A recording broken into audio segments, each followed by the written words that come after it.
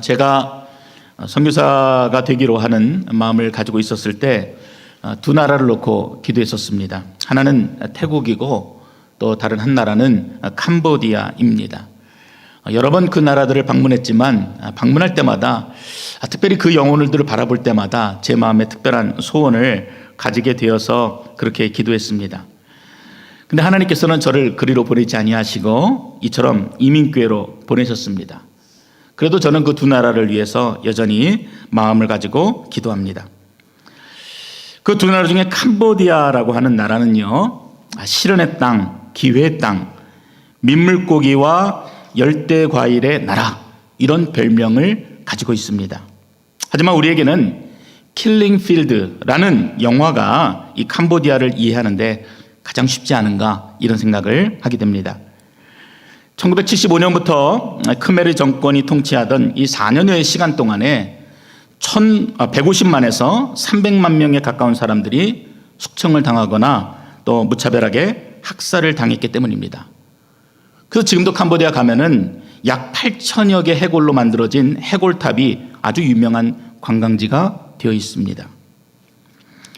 이 죽음의 땅 캄보디아는 또한 물의 나라라는 그런 별명도 있습니다. 거대한 메콩강의 지류가 전 국토를 감싸고 있고 또 동남아 최대의 담소라 불리는 똠네삽 호수가 있는데 그 크기가 무려 경상북도만 합니다. 이처럼 캄보디아는 수자원이 굉장히 풍부한 나라죠. 그런데 그럼에도 불구하고 이 나라는 물 부족 국가입니다. 말이 안 되는 말이죠. 그러니까 농사에 필요한 이 농업 용수는 풍부한데 정작 사람이 마실 수 있는 물이 턱없이 부족하기 때문입니다.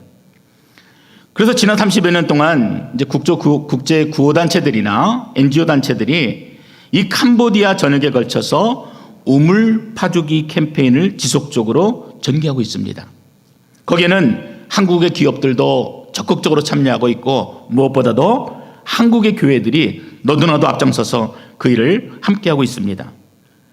그래서 정확한 통계는 없지만 이렇게 생겨난 우물수가 적어도 수만 개가 넘을 것으로 추정됩니다. 그런데요, 여전히 마실 물이 없습니다. 이유는 우물을 너무 얕게 팠기 때문입니다. 건기에도 마르지 않는 물을 마시기 위해서는 우물을 100m 이상 깊게 파야 되는데 교회는 교회대로 또 선교단체는 선교단체대로 생색내기에 급급하다 보니까 그냥 예산에 맞추어서 30m 때로는 40m 정도 수준으로 얕게 우물을 팠던 것입니다. 깊은 우물 하나를 파느니 교회 간판 걸고 사진 찍을 수 있는 우물 4-5개를 파겠다는 그런 마음이었습니다. 마실 물이 없는 이 캄보디아 사람들에게 이 오늘 본문은요, 그런 의미에서 본다면 복음입니다. 왜요? 예수를 믿으면은 생수의 강이 흘러 넘친다. 이보다 더한 복음의 말씀이 어디 있겠습니까? 누구든지 목마르거든 내게로 와서 마시라. 나를 믿는 자는 성경의 이름과 같이 그 배에서 생수의 강이 흘러나오리라. 그 의미 어땠던 간에 어쨌든 예수를 믿게 되면은 생수의 강이 흘러 넘친다 하니까 그 말씀이 그들에게 복음이 되는 것이죠. 그것도 고여있는 물이 아니라 퍼내면 퍼낼수록 새롭고 깨끗한 물이 끝없이 솟아나는 생수가 솟아난다는 것입니다. 그리고 이 메시지는 목마른 인생들에게 내게로 나오면은 그 목마름을 해결시켜 주겠다 하시는 진짜 복음의 메시지를 담고 있기 때문에 오늘 우리들에게도 굉장히 감격스럽고 기대가 되는 주님의 음성이 되는 것입니다. 오늘은 성령 강림 주일입니다. 이 주님이 십자가에 달리셨다가 사흘 만에 부활하시고 나서 이 땅에 40일간을 머무셨어요. 그래서 제자들을 찾아가셔서 부활을 믿지 못하는 그 제자들을 찾아가셔서 직접 자신의 손을 보여주시고 옆구리에 난 창자국을 보여주시면서 제자들을 격려하고 세워주셨습니다. 그리고 수많은 사람들을 만나서 부활의 주님 자신을 나타내 주셨습니다. 그리고 그분이 승천하시고 약속대로 10일 만에 성령이 임하셨습니다. 120명의 성도가 마가의 다락방에 모여서 뜨겁게 기도할 때 급하고 강한 바람소리 같은 소리와 함께 성령이 각 사람에게 임했다. 그래서 그들이 각각 다른 나라의 말로서 방언을 하고 뜨겁게 성령 체험을 했다. 그래서 이날을 기념하는 절기가 바로 성령 강림주일입니다. 어제지요, 새벽에 모여서 우리가 함께 기도하는데 제게 하나님이 그런 마음을 주시는 겁니다. 야, 이번 또 한 번 지나가는 절기가 아니라 정말 너 메마르지 않니? 너의 마음이 정말 갈라져서 피가 나고 있지 않니? 하나님 그렇습니다. 겉으로는 끄떡없는 것처럼 그렇게 보이지만 사실은 제 마음이 갈라지고 메말라 있습니다. 그리고 간절히 간구하게 하셨어요. 여러분, 제가 무엇을 간구했겠습니까? 하나님, 마가의 다락방에 그렇게 뜨겁게 성령이 임했던 것처럼 하나님, 제가 성령 받기를 원합니다. 우리 베델교회가 뜨겁게 성령 받기를 원합니다. 그리고 성령이 말하게 하심을 따라서 다른 언어로 방언케 하신 것처럼 오늘 제가 그리고 우리 교회가 함께 예배하는 우리 어린 아이들이 동일한 능력과 표적을 나타내 주시옵소서. 그렇게 간절히 기도했습니다. 여러분, 그렇습니다. 이 성령 강림 주일을 여러분들에게 장황하게 설명하고 또 그래서 무엇인가 머리에 가득 채워진 것 같은 느낌으로 돌아가는 것, 그것을 결코 주님이 원치 않으세요. 단순하게 내 마음이 그렇게 갈라진 농바닥 같다, 바짝 메말라 있다, 그래서 내 심령이, 내 중심이 여호와 하나님을 간절히 사모한다, 그 소원하는 마음을 가지고 돌아가기를 원하십니다. 그것이 오늘 우리의 기대가 되어야 하는 것입니다. 오늘 이 시간 우리 모두를 은혜로 충만케 하실 성령 하나님을 사모하시는 여러분 되시기를 바랍니다. 이 오늘 본문의 배경은 37절에 말하고 있는 것처럼 명절 끝날, 그래서 유대교 절기 중에 하나인 초막절을 배경으로 하고 있습니다. 이 초막절은 텐트예요. 이스라엘 백성들이 광야에서 텐트 치면서 방랑하던 시절을 기념하던 그런 절기입니다. 우리가 아는 것처럼 이스라엘 백성들이 출애굽하여서 굉장히 긴 시간을 광야에서 보냈습니다. 무려 40년의 세월이었습니다. 이 광야에서 생존하기 위해 무엇이 이들에게 필요했겠습니까? 좋은 집도 아니었습니다. 좋은 차도 아니었습니다. 단지 넉넉하게 마실 수 있는 물과 그냥 하루하루 배고픔을 채울 수 있는 양식이 그들에게 필요한 유일한 것이었습니다. 그 외에는 다 거추장스러운 것이었어요. 하나님이 천막을 걷고 가라고 하시면은 그 자리가 어떠한 자리든 간에 그들은 천막을 걷고 움직여야 했고, 또 하나님께서 멈추고 그곳에 텐트를 치라 하셨으면은 그곳이 어떤 것이라 할지라도 하나님의 명령대로 순종하여 텐트를 칠 수밖에 없었습니다. 그러니 이 물과 양식 외에는요, 그것이 비록 황금이라 할지라도 오히려 그들에게는 짐이 되었던 것입니다. 일용할 양식은 만나와 메추라기로 하나님께서 그렇게 채워주셨습니다. 그런데 문제는요, 물입니다. 그 뜨겁고 메마른 광야를 걸으면서 이동하는데 자신의 그 목마름을 채워줄 수 있는 그 물이 절대적으로 부족했던 것입니다. 지금 움직이는 인원은요, 그냥 우리가 생각하는 것처럼 한 100여 명의 사람들이 움직이는 것이 아니잖아요.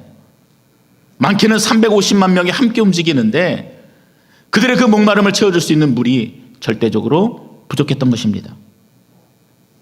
물이 떨어졌어요. 죽을 것 같은데 물이 없습니다.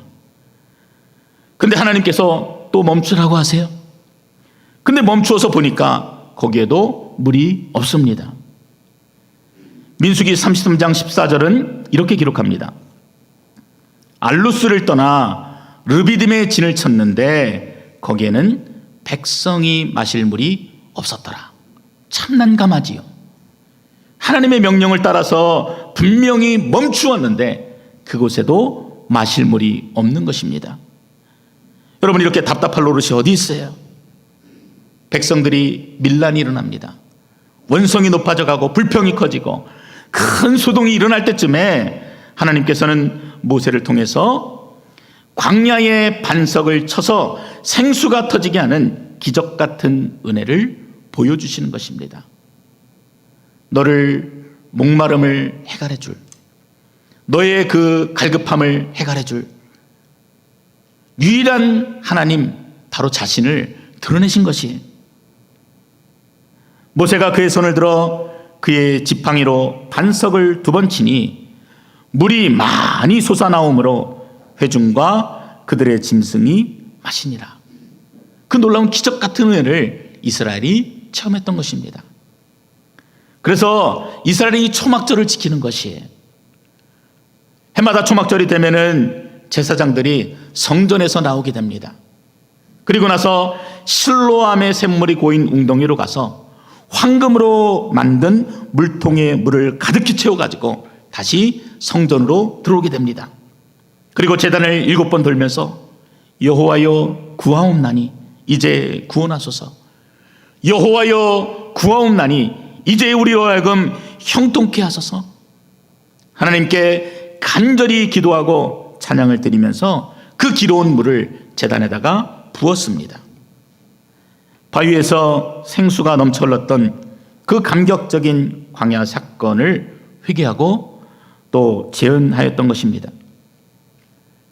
따라서 이스라엘에게 이 초막절은요, 목마름과 고난의 광야 생활, 분명 그 시간들을 떠올리기도 하지만 동시에 그 목마름의 위기 상황에서 갈증에 찌들었던 자들 뿐만 아니라 모든 피조물까지도 넉넉히 적셔주셨던 그 하나님의 은혜를 기억하는 매우 특별한 의미가 되었던 것입니다.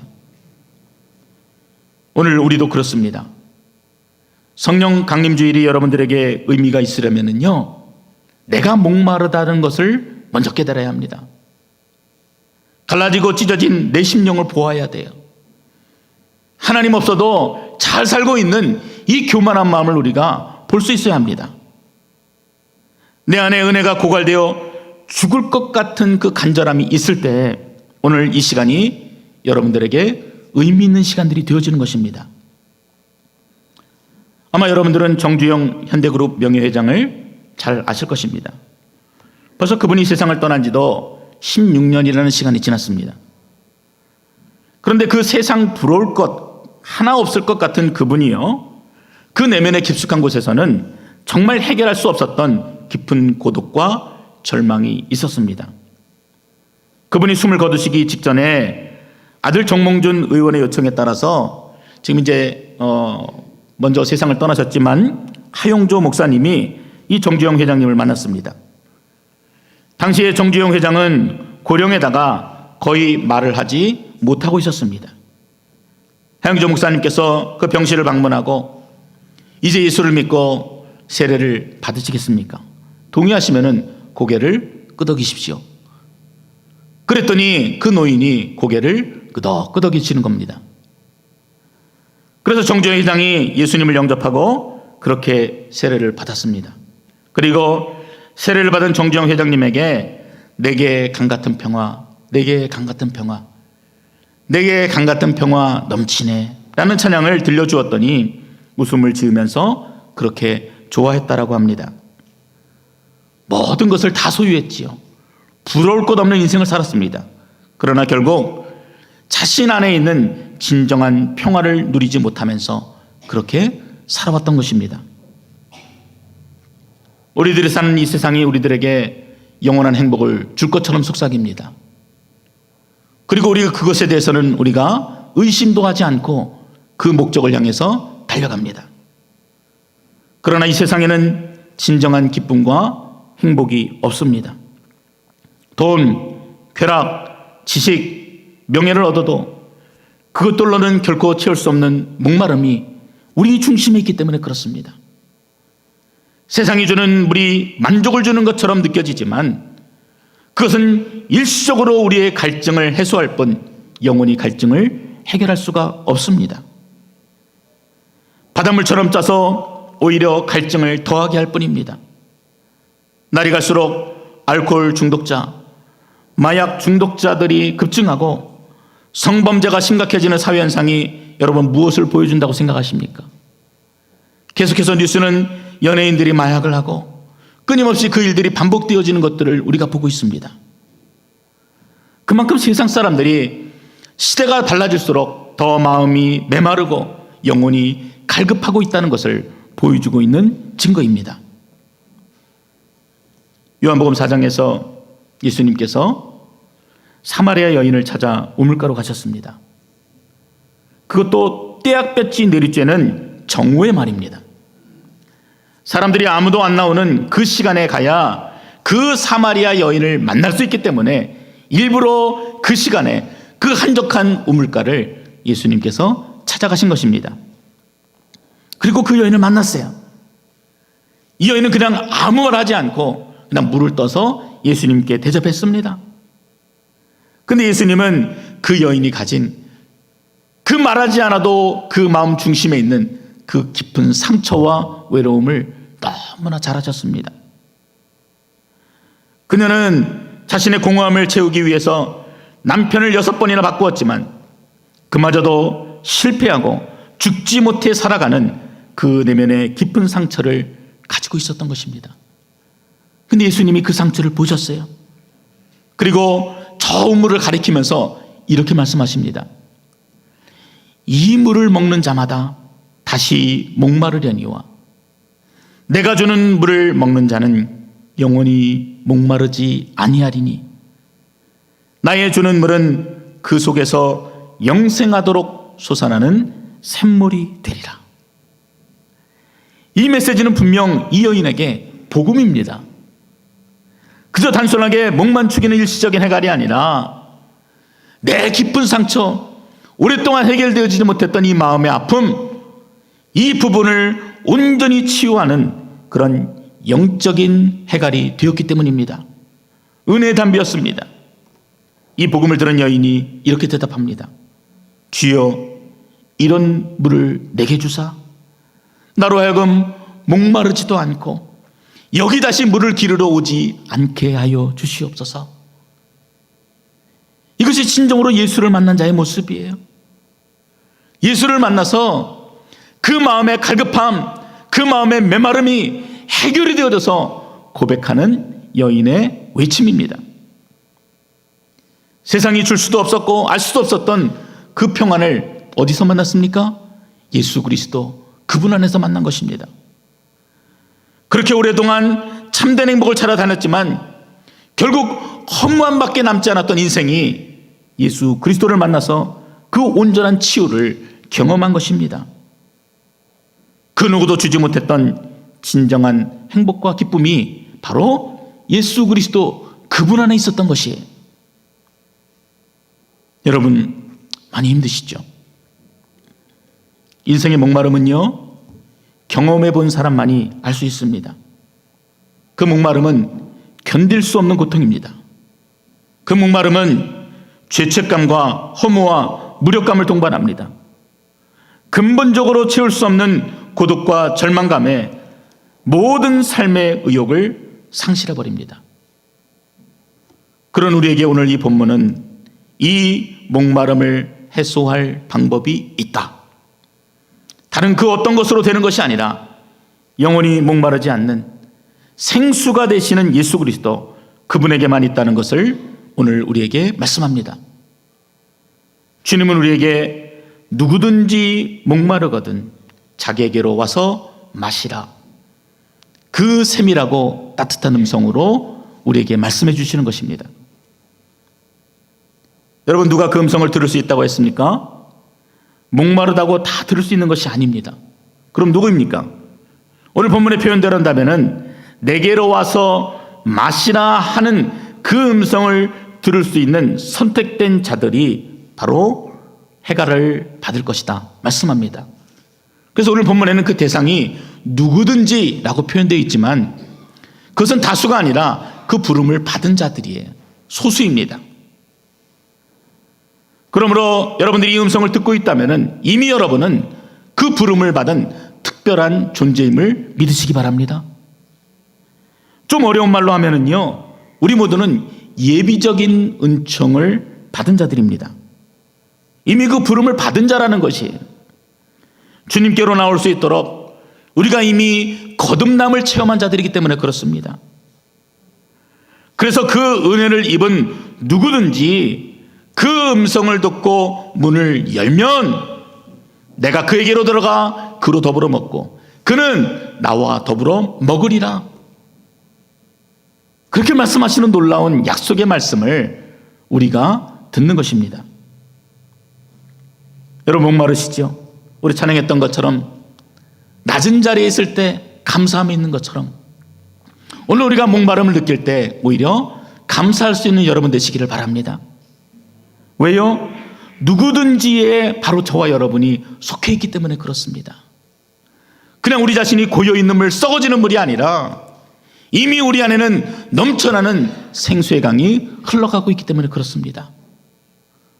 겉으로 볼 때는 소망이 없는 것처럼 보이지만 우리 안에는 생명이 있어요. 겉으로 볼 때는 아무짝에도 쓸모없는 사람처럼 느껴지지만 우리 안에 영원한 생명을 가지신 그 예수 그리스도 그분이 함께 하시기 때문에 그렇습니다.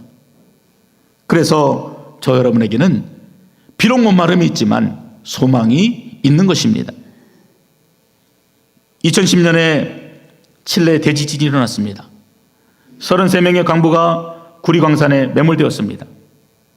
그런데 이 모든 사람들이요 69일 만에 모두가 구조되는 기적을 경험했습니다. 여러분 이들이 어떻게 살아남은지 아십니까? 물론 매몰 초기에는 극심한 공포감에 휩싸이기도 했고 심지어 좁은 갱도 안에서는 파벌이 생겨서 서로 반목하며 싸우기도 했습니다. 그런데 점차 시간이 지나면서 오히려 이들이 냉정을 되찾기 시작했고 질서가 잡히면서 그래도 우리는 살 수 있다는 그 소망을 가졌기 때문에 이들이 살아남을 수 있었습니다. 이 뉴스가 전파를 타면서 당시 칠레 기술력으로는 최소 넉 달 이상이 걸리는 구조 작업이 전 세계 사람들이 관심을 갖고 그 기술을 공유하면서 무려 69일 만에 전원 구조가 되었던 것입니다. 그럼 오늘 이 자리에 초청받은 우리 모두는 지금 있는 우리의 자리가 어떠하든지 나는 희망이 있는 누구든지임을 믿음으로 볼 수 있어야 하는 것입니다. 그래요. 우리는 모두 목마르지만 소망이 있는 자들입니다. 네 주님, 제가 죽을 것 같습니다. 목마릅니다.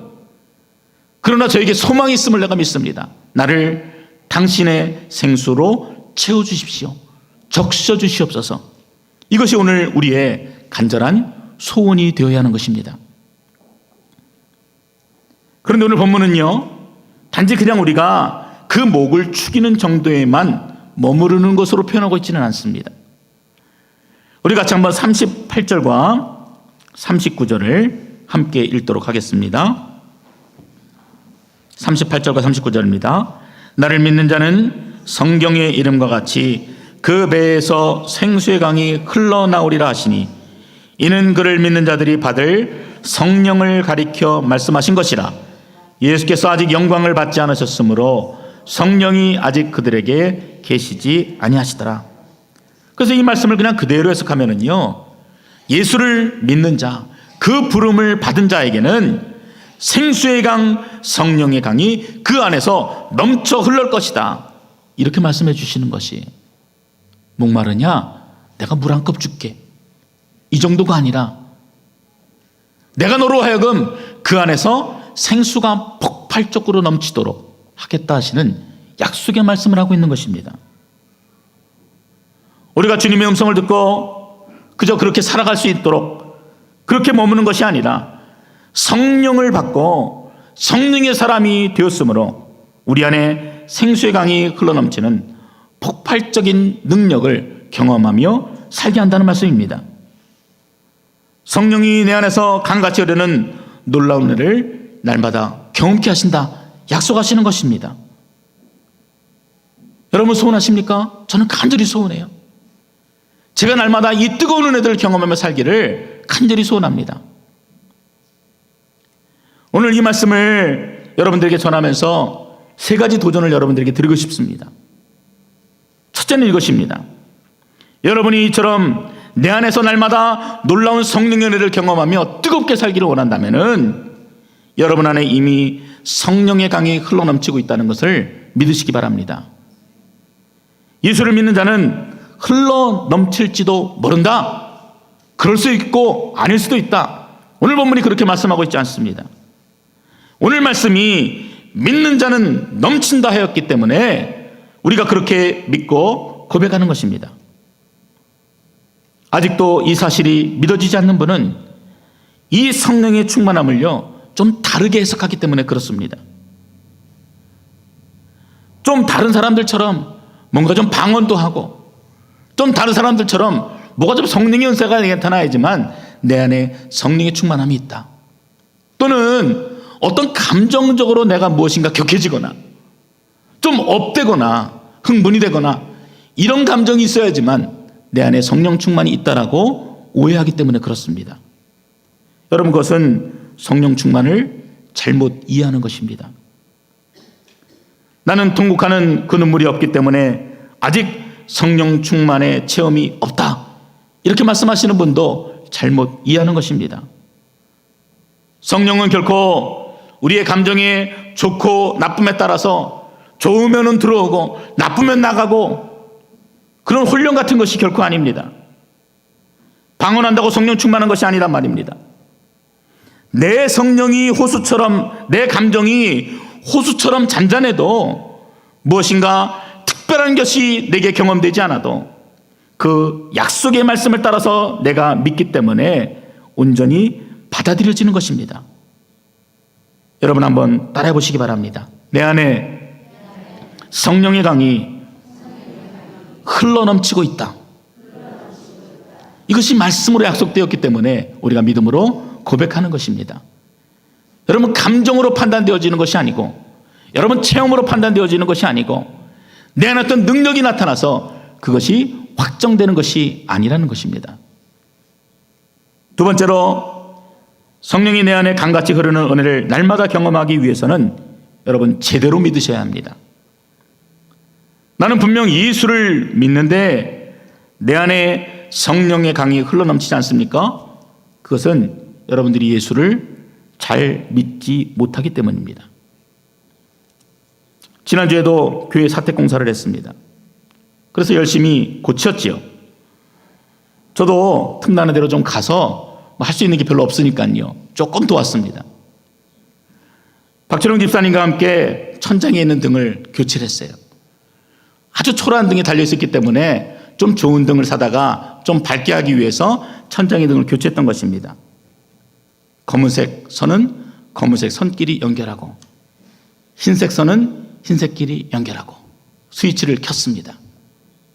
불이 환하게 들어왔어요. 근데 문제가 발생했어요. 스위치를 끄면 다 꺼져야 되는데 한 등이 꺼지지 않고 계속 켜 있는 것입니다. 이유를 찾지 못했어요. 근데 역시 전문가는 전문가입니다. 우리 다른 집사님께서 또 오셔서 그 스위치를 다시 만지고 선을 다시 조절하니까 불이 제대로 들어오는 것입니다. 우리는 잘 연결했다고 했지만 결국 그 선은 잘 연결되지 못했던 것입니다. 나는 제대로 예수를 믿었다 생각하는데 여러분, 불이 켜지지 않습니까? 꺼지지 않습니까? 여러분, 잘못 연결되어 있는지 점검해 보셔야 합니다. 요한복음에 압도적으로 많이 나오는 이 예수를 믿는다라고 하는 이 말은요, 그냥 오늘 우리가 쉽게 얘기하는 것처럼 여러분 믿습니까? 그러면 아멘 하는 이런 믿음의 현상, 믿음의 응답, 이것을 말하는 내용이 아닙니다. 요한복음에서 예수를 믿는다는 것은 예수를 안다 하는 내용과 같은 의미입니다. 예수가 누구신지 안다. 예수가 무엇을 하러 이 땅에 오셨는지를 안다. 예수가 이 땅에 오셔서 어떠한 일을 이루기를 원하셨는지, 그리고 어떤 일들을 이루셨는지를 내가 안다. 또 그 아들을 보내시는 하나님 아버지를 내가 안다. 그 모든 사실이요, 예수를 믿는다라고 하는 그 단어 안에 담겨 있는 것입니다. 그래서 내가 예수를 믿습니다 라고 하는 그 말에는요, 그 모든 의미들이 다 들어있는 것이에요. 예, 제가 그 모든 것을 다 합니다. 그분의 오신 목적과 의미를 다합니다. 그래서 제가 그 의미를 계승해서 내가 있는 그 삶의 자리에서 그 일들을 이루며 살기를 다짐합니다. 하나님의 영광을 위해 온전히 살겠습니다. 그것이 바로 이 믿는다라고 하는 의미에 담겨진 표현들입니다. 지난주 여러분과 말씀을 나누고 나서 자신의 자리에서 어떻게 하나님께 영광을 돌릴 수 있는지 심각하게 고민하고 실천하는 사람이 바로 예수를 제대로 믿는 사람들입니다. 어떤 분은 자신의 가게를 찾는 손님들에게 더 반갑고 즐겁게 인사하는 것으로 그 믿음을 실천하겠다 고백하시기도 하셨습니다. 또 어떤 분은 내가 손님의 자리에 있을 때, 손님으로 어떤 가게를 방문할 때 그 자리에서도 하나님의 영광이 되기 위해서 최선을 다해 노력하겠다, 그런 고백도 하셨습니다. 여러분, 그런 분들이요 예수님을 제대로 믿는 사람들입니다. 그래서 온전한 믿음은 분명 반드시 올바른 행위를 동반하게 되는 것입니다. 마지막으로 그 좋은 성령이 내 안에서 강같이 흘러넘치기를 원하신다면 여러분 더욱더 그 성령 충만을 사모하시기 바랍니다. 어제 받은 은혜를 그리워하며 살지 마시기 바랍니다. 우리는 자주 얘기하죠. 그때가 좋았는데, 내가 젊을 때 예수를 만날 때, 내가 뜨겁게 주님을 만났을 때 그때가 좋았다. 그때는 뜨겁게 찬양했는데, 밤이 새도록 기도했는데, 눈이 퉁퉁 붓도록 하나님 앞에 간구했는데, 예수의 십자가는 머무면 눈물이 내 안에서 흘러넘쳤는데, 그렇게 한탄하며 살지 말라는 것입니다. 제가 찬양을 준비할 때마다 떠올리는 성경 구절이 있습니다. 시편에는 이런 표현이 무려 50번 이상이나 등장하게 되는데요, 제가 하나만 여러분들에게 소개시켜드리면은 시편 149편 1절의 말씀입니다. 한번 들어보십시오. 할렐루야, 새 노래로 여호와께 노래하며 성도의 모임 가운데에서 찬양할지어다. 이 새 노래라는 말이요 시편과 이사야서에 보면은 끊임없이 반복이 되어집니다. 이 새 노래로 노래하라는 것은요 뉴송, 신곡으로 노래하라는 말이 아니에요. 찬양할 때마다 매주 새로운 곡으로 찬양하라, 이런 말이 아닙니다. 예전에 내가 좋았을 때, 충만할 때 경험했던 그 감동이 아니라 오늘도 그 실실하신 하나님께서 나에게 부어주시는 그 은혜로, 그 감격으로 하나님을 찬양하라는 것입니다. 지난 날을 회상하면서 거기에 머물면서 불평하는 것이 아니라 오늘도 내게 동일하게 채워주실, 아니 그 이상으로 부어주실 여호와의 은혜를 사모하며 찬양하는 것이 새 노래로 찬양하는 것입니다.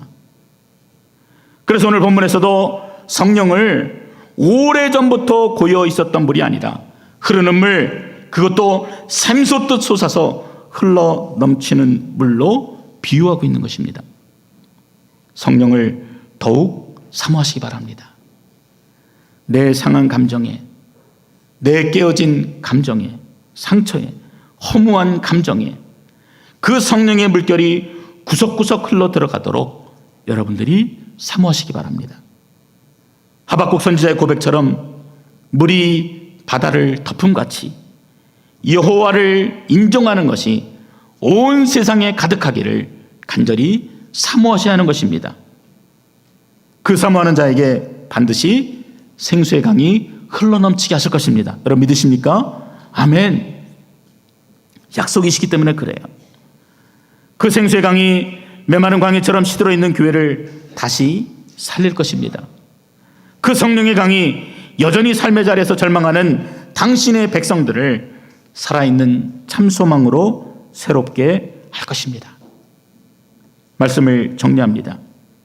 우리는 분명 목마른 자가 맞습니다. 갈급합니다. 그러나 이미 우리 안에는 생수의 강이 흘러 넘치고 있습니다.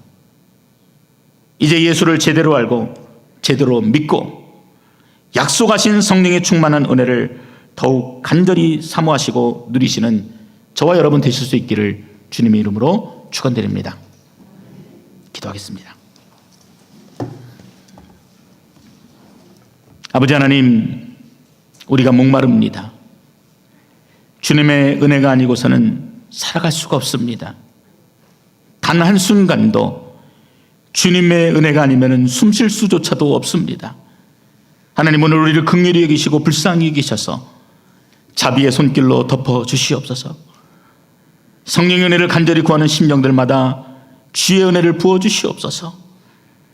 마가의 다락방에 그 성령의 놀라운 은혜와 역사와 기적이 나타났던 것처럼 오늘 우리들의 많은 심령 가운데 주의 은혜를 부어 주시옵소서.